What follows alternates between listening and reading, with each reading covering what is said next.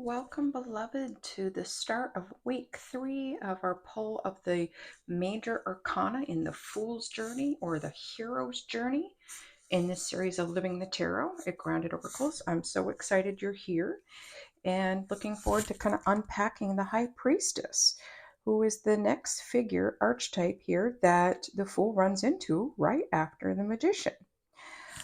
So, what exactly does that mean? So, the Fool, as we know, starts off on his journey, optimistic, hopeful, looking for the journey ahead, really choosing of two paths. One could lead to demise, one could lead to growth. Then he runs into the Magician, who has all of the tools and shows him that reality. And then next he runs into the High Priestess. And the High Priestess and the Magician are closely related, right? They're like a duality here. Um, the Magician can stand for the more positive, and the High Priestess the negative, even though there's really no negative cards in the tarot, but there is a dark and a light that balances each other out. The Magician stands for conscious awareness and is active masculine energy, while the High Priestess is about the mysterious unconscious, right? Unrealized potential. She's fertile ground for ideas, of feminine energy, of mystery. So while she is a fertile ground for good ideas, it takes the spark of the Magician to bring those ideas to reality. Okay. And while the Fool is starting to explore the metaphysical, he meets the High Priestess. And she shows up in his journey, in our journeys, when we start to discover in a deeper way the physical and spiritual world. She's the gatekeeper of intuition. So she welcomes the Fool into us, into esoteric knowledge, in divine wisdom,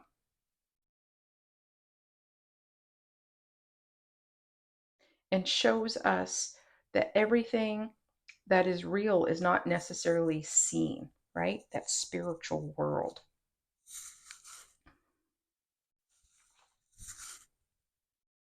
So while she stands for unrealized potential, or where our creative potential begins to grow, and she guides the Fool along the spiritual quest to expand the Fool's knowledge. High Priestess was known as the Popess in older original versions. She is based in water, standing for intuition, clairvoyance, premonition, and perceptivity.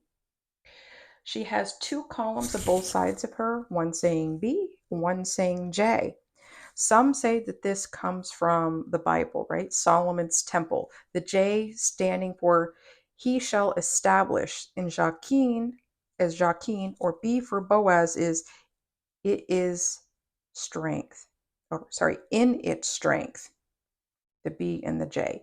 I know some people interpret this when the B or J come up, it can be like the beginning of someone's name, but the meaning goes so much deeper. There's also a Latin cross on her chest. And then on her crown, there's three phases of the moon: the waxing, full, and waning, representing the maiden, the mother, and the crone. The pomegranates on her tapestry in the background are considered a very sacred fruit, even in biblical terms. It's actually considered the perfect fruit. At her feet is a waxing crescent moon, and she's holding a scroll that says Torah on it. The Torah represents the body of law that governs the spiritual and physical universe. She also has a pool of water, similar to that in the Temperance card, Star card, Moon, and Judgment, and is the emergence of varying levels of consciousness. It's a very deep card. The pool can also denote the unconscious and its connection to the collective unconscious. Her gown is said to transform seamlessly into this pool, an unbroken link and interchange with the unconscious. She's a card of spirituality, psychic energy, and intuition. This card can come up when the seeker has activated or must activate their intuition to retrieve knowledge. She is the creation in the inner sphere intuition, and psyche. She's an accomplished woman who strives to excel in a male-dominated institution, right? Where in a world where, especially in the religious world and even in the governing world, it was all ruled by men. She's associated with the mystical or metaphysical possession of wisdom and divine knowledge. When this card appears, it can mean that the seeker is holding secrets. The seeker is holding secrets. Uh, and the La Papesse, as she was known, was really standing for divine feminine. She represents personal mystery. The water governors these external forces at play, and when she appears, it can mean external forces at play in the seeker's life, being more yin energy dominated. She's sensual, attractive, and intuitive. In a personal development reading, she can be a strong feminine energy involved, but to be wary of secrets and keep your intuition high. So, beloved, when we look at these two cards, very similar.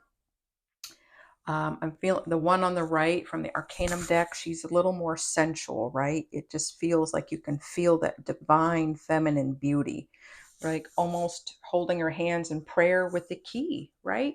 The key, knowledge, right? Intuition. There's a veil there, almost like you can't see beyond the deep, but it's a thin veil. You can see if you're looking, if you're seeking. Very mysterious. Almost like she's holding the secret depths of the key to life, which is almost putting spiritual into everything you do, because all of life has spiritual connotations, even if it's washing your hands, washing the dishes, folding laundry. What does this card bring up for you?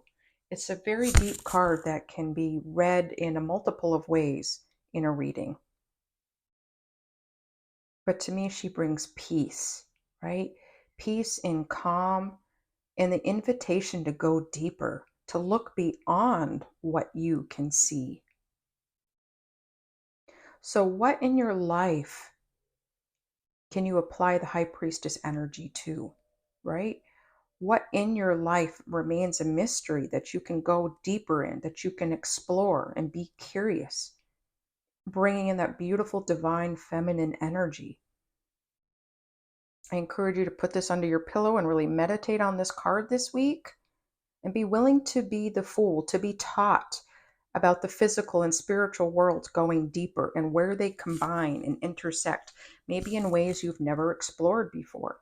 Don't be afraid to go deeper. There is no limit. If you think you've gone as deep as you can, you're creating a block for yourself. You can go deeper in whatever situation or lesson you need to learn. Be open and be receptive. This is not about being closed-minded, single-minded. This is about being open and finding all the connections between people and the spirit world, nature and the spirit world, and how the phases of life affect us all, and how we need to honor our rhythm and sacred flow. So, beloved, I encourage you to really meditate on this. How does this compare in conjunct with the magician energy? What is it that ideas that you have that you need to bring the magician energy, those tools to the table to make this a reality, right? To make the changes in your life a reality. I hope you have a fabulous week, beloved. Feel free to drop comments as to how this is going for you. If you're following along silently, I ask you to hit that like button so this can continue to get out to those who actually want to participate in this. Looking forward to hearing from you and how this unfolds for you. So again, have a great week meditating on this card and stay grounded.